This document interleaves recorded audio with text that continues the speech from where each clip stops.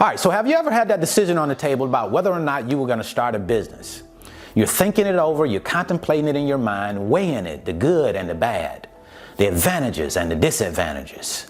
And then something hits you like a bag of bricks, boom, out of the middle of nowhere. Intuition shows up and it tells you, Brandon, don't do it. This business is not for you. It might be good for somebody else. It may not be anything legally or morally wrong with the business, but it just doesn't fit you. And for some reason, some strange reason, you go against your own intuition.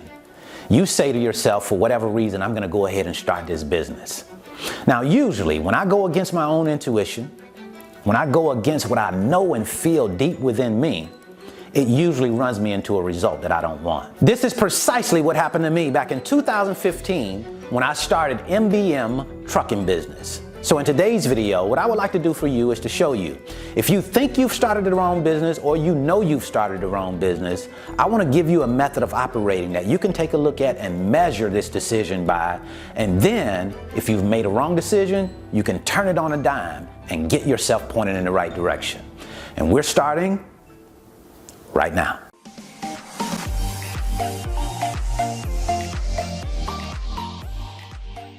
Back in 2015, MBM Trucking was birthed into existence.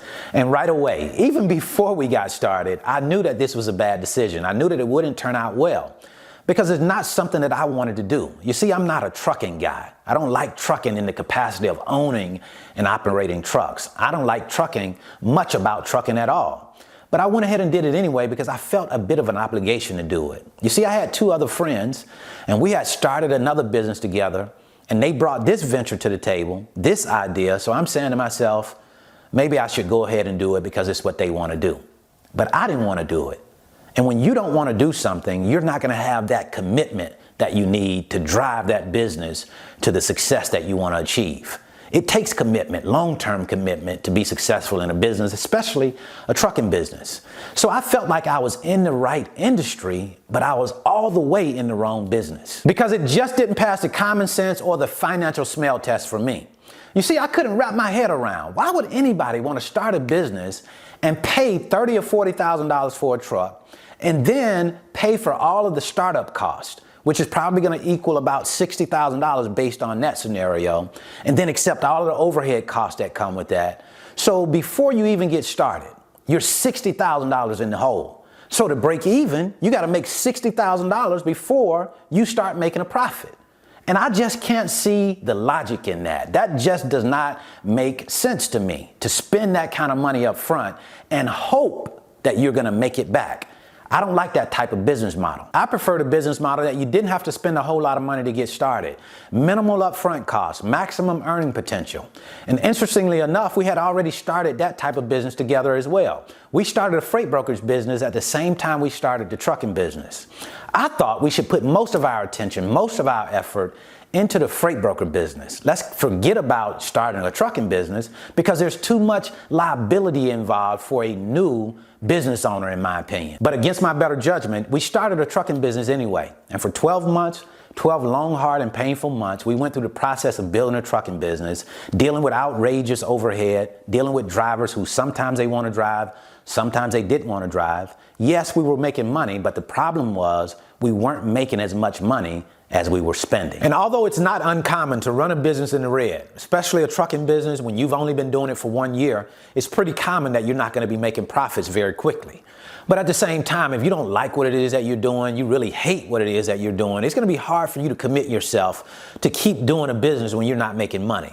So after 12 months, I had to sit down with my partners and come to a conclusion that we didn't need to keep going in this business, that we needed to go ahead and pull the plug on this business, sell the truck and get out. And what made me determine that? Well, it's something very simple called the Quink method. And I would highly, highly encourage all of you to look at this, at least consider it. The Quink method, K-W-I-N-K. If you've started a business and you are really feeling in your heart, in your mind that this is not right for you, test it. Do the Quink method to that business.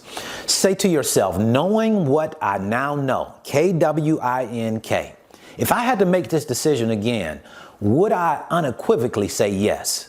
And if you cannot say yes, then it's time for you to cut your losses and cut those losses immediately. Because to prolong it just prolongs the pain. Don't prolong the financial agony any longer than necessary, especially when you know that your heart is not in it. I think it's a good idea that we all have an exit strategy. And I know it. People say, I don't need an exit strategy. I'm going into this thing full bore. There's no way I'm going to fail. The truth is, there is a possibility that you will fail. That's with anything in life. That's how life works. Some things we succeed in and a lot of things we fail in. That's just the nature of the business we've chosen. That's life, right? So now that you've chosen that and you understand that, we have to accept the good with the bad. And an exit strategy just says that if something happens catastrophic, this is the way that I'm going to exit this business. I have a plan. It's always good to have a plan because you never know what will happen. And when you don't have an exit strategy, you don't have a plan to pivot, when you know that your business is not going as you anticipated, you're setting yourself up for failure. You're setting yourself up to spend a whole lot more money on a business that you knew in your own mind before you got started that it was not the right business for you. So don't hold on just for the sake of holding on. Don't hold on because you don't want people to think that you quit. Sometimes it's better to quit so that you can get a fresh start and do what it is that you really want to do. If I was looking to start a business today with low overhead, low startup costs, I would have to, at the very least, take a look at the freight broker business. So just in case you're interested, I left a free link in the description. It's my 5-video series, and it brings you into the office with me, and it allows for you to watch me, watch over my shoulders. I move loads, I talk to shippers and carriers, so you can have a better understanding of how this business works before you come into it. And then if you want to know more about how much it's going to cost you to start your own freight broker business, I got you a detailed video right here that shows you exactly what it's going to cost to get started. So until the next time, I wish you the very best in your life and business. See you all the way at the top of the mountain, because the bottom is much too crowded.